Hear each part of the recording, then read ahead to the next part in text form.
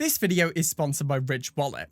So this is the Samsung Galaxy S10, a former flagship and a member of the same line of phones that bought me the Samsung Galaxy S8, a phone some of you may remember almost drove me away from Android forever. That said, after many requests and my own curiosity, I finally decided to pick this phone up. Today, we're going to be talking about what I think of this phone and whether or not I recommend picking this thing up in 2021. First of all, as usual, we're going to be taking a look at the specs, and this is a little bit of an interesting one because I'm sure as many of you are aware, this phone actually has two separate processors depending on where you are in the world. It's either a Snapdragon 855 or a Exynos 9820. I live in Europe, so I have the Exynos variant, but do bear this in mind if you live elsewhere. It also features an impressive 8GB of RAM, more than any iPhone I've ever tried, or indeed ever released. Comes in either 128 or 512 gigabytes of expandable internal storage, which is more than enough for me. Weighs in at 157 grams, which is actually quite nice and light compared to what I'm used to over on iPhone, and is available in either Prism Black, Prism Green, Prism Blue, Canary Yellow, Flamingo Pink, Cardinal Red, Smoke Blue, or the one I have here, Prism White. That was a lot of colors. So a nice selection. As for key specs, excluding things like screen, battery, and cameras, that's pretty much it. If you're new here, I tend not to focus on specs too much in my reviews. I much prefer talking about real-world user experience, so I try to get through the specs as quickly as possible. Before we go any further though, I do want to give a quick shout out to this video's sponsor, the Ridge Wallet. They make these awesome looking minimalist wallets that can hold up to 12 cards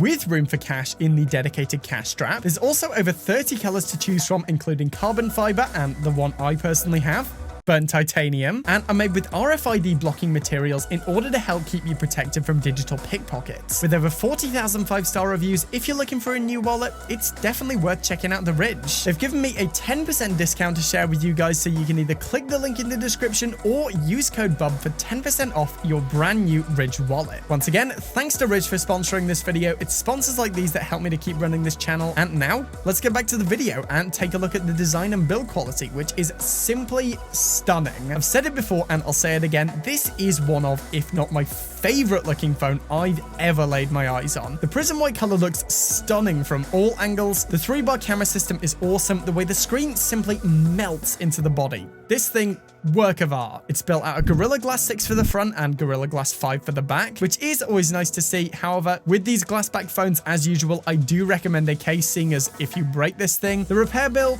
probably won't be that cheap, especially if you break both sides. There's also a nice feeling metal bezel that runs around the side of the phone, and in order to protect it from water, it features an IP68 water resistance rating. This means that you can put your phone in up to 1.5 meters of water for 30 minutes and it should be fine. Try not to get your phone wet, but you have some protection if you do. Overall, more of the same for modern flagship phones, a design worthy of an art gallery, but still probably going to need a case. Up next, we have the screen. The Samsung S10 features a curved 6.1-inch 19:9 dynamic OLED HDR10 display with a resolution of 1440 by 3040 and a brightness of 800 nits in high brightness mode. And honestly, it looks amazing. Watching videos on this thing is truly an incredible experience due to the combination of that really high resolution, nice brightness, and good size. I find that the screen is one of the most important features on the modern smartphone, and here, it's clear that it excels. It also features that always-on technology, so if you need to quickly glance at the time, you can simply look down at your phone and be able to see that, along with notification previews and your battery life. It's nice and responsive to touch, maybe a little too sensitive at the sides, and you may have to adjust your grip if you're coming from a non-curved phone like I did. However, due to the adjustment period being fairly short, I really don't see this as much of an issue. Obviously, we have the hole punch design in the top of the screen to make space for the front-facing camera, which may be off-putting at first, but after a while, it's quite fun trying to pick out certain wallpapers to camouflage this. And it certainly affects the user experience when watching 18:9 videos less than something like a notch on the iPhone. Overall, while it doesn't feature any of the secondary interaction features that you'll find on the iPhone side of things, neither does it have a super high refresh rate. The screen is still stunning on the Samsung S10, easily one of the best I've seen, and it holds up super well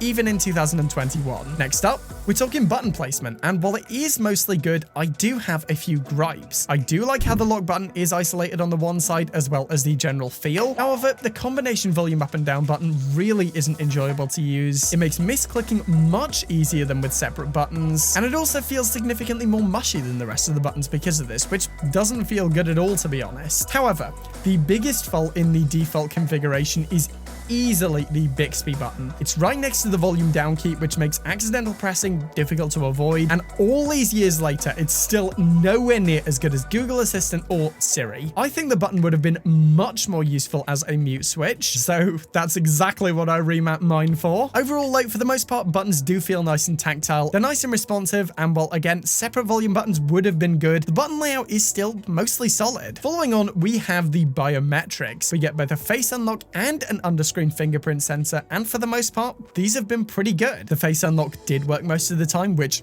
is always good. However, I found it to be much less forgiving than the Face ID on the Apple side of things, but for the most part, as long as you get a good scan of your face and you're operating in decent light levels, it'll still work pretty well. The underscreen fingerprint sensor, on the other hand, was an absolute treat coming from Apple. While I do personally still prefer physical fingerprint sensors as I find that a little bit more accurate, it's a nice feature, especially in this time of wearing masks. Again, for the most part, this works great and I have very few issues with it. It does occasionally struggle due to the nature of underscreen fingerprint scanners, but it's still my preferred method of unlocking this phone. And I've got to say, once again, having multiple biometrics options is a nice breath of fresh air for me. Next up, we have one of my favorite features and something that is jam-packed on this phone, the camera. In terms of specs, the S10 features a 3-camera setup with a 12 megapixel f1.5 to 2.4 wide camera, a 12 megapixel f2.4 telephoto, and a 16 megapixel f2.2 ultra wide. If you don't know what those F numbers mean, they're essentially aperture. Basically, the lower that number goes, the more light that it lets in. But in terms of performance, initially, I wasn't too impressed. But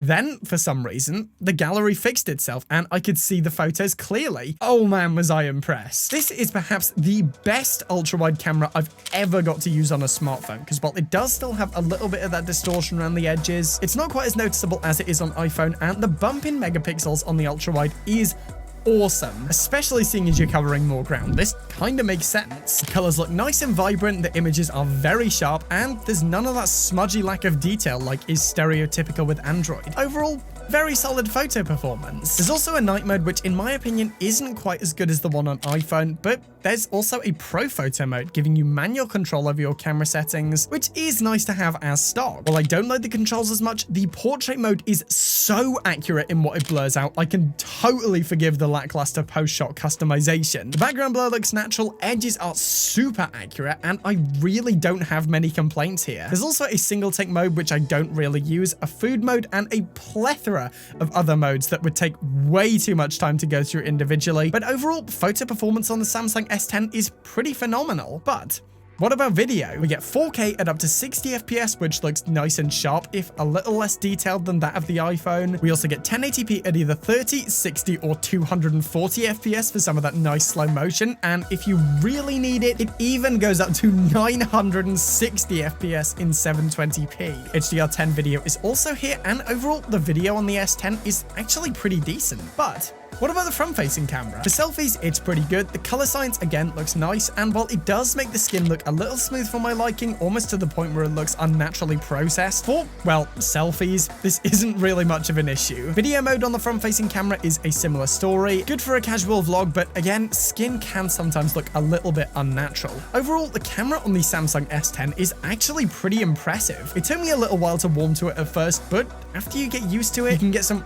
really nice photos that are good and sharp, and you have a lot of fun tools at your disposal. Up next, we have arguably the most important feature of any modern smartphone, the OS and app performance. In terms of operating systems, this S10 is running Android version 11, launching with Android 9, and honestly, OS performance has been pretty solid. Performing system functions like scrolling through menus, switching apps, and swipe gestures have all been pretty flawless in my experience, and despite my initial reservations, I've actually come to quite like the default Samsung launcher too. Now, typically, Android Androids don't last as long as iPhones, so support has always been an issue for me. However, it has been confirmed that the S10 will be getting Android version 12 this August, giving it 3 versions of Android opposed to the 2 we typically got. Honestly, the fact that it has this future update means that at least for the next year, there will be no issues with this phone going out of date. In terms of more intensive performance, again, I've been very impressed. The high resolution, bright screen means that watching high resolution content has been a pleasure with this phone. And seeing as I usually watch YouTube on my phone, it's rare for me to be able to use such a good screen. In terms of gaming, again, it's more of the same. Great screen, no issues with drop frames, especially as I prefer to play casual games. However, with all the games I've played on this phone, I've never had an issue with performance. Overall, as long as you keep support in mind, performance on the S10 has been fantastic. Going back to hardware briefly, the S10 not only features built-in speakers, but also a pretty decent built-in headphone jack. It could easily drive my status audio CB1s with no issue, and it's a nice addition. In terms of the speakers themselves, they get decently loud, feature a stereo configuration for a more immersive listening experience, are tuned by AKG, which is always nice to see, and even feature Dolby Atmos for some surround sound listening. Overall, for some casual listening like watching a film or putting on some background music, the Samsung S10 will do a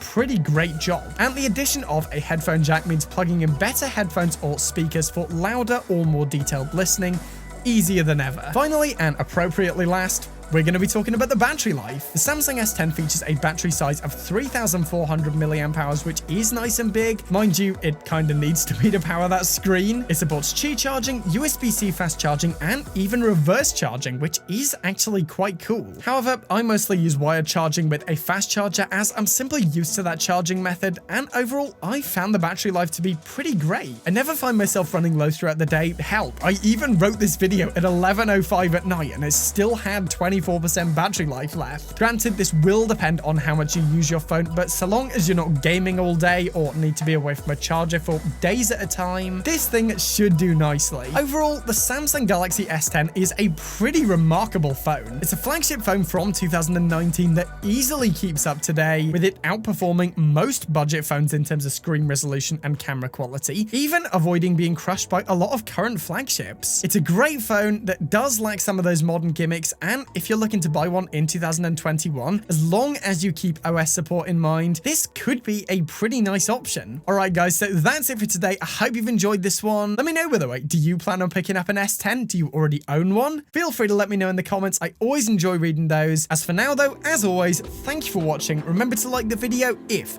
you want to see more content like this, then smash that subscribe button. I'm done for now, and I will see you guys in the next one.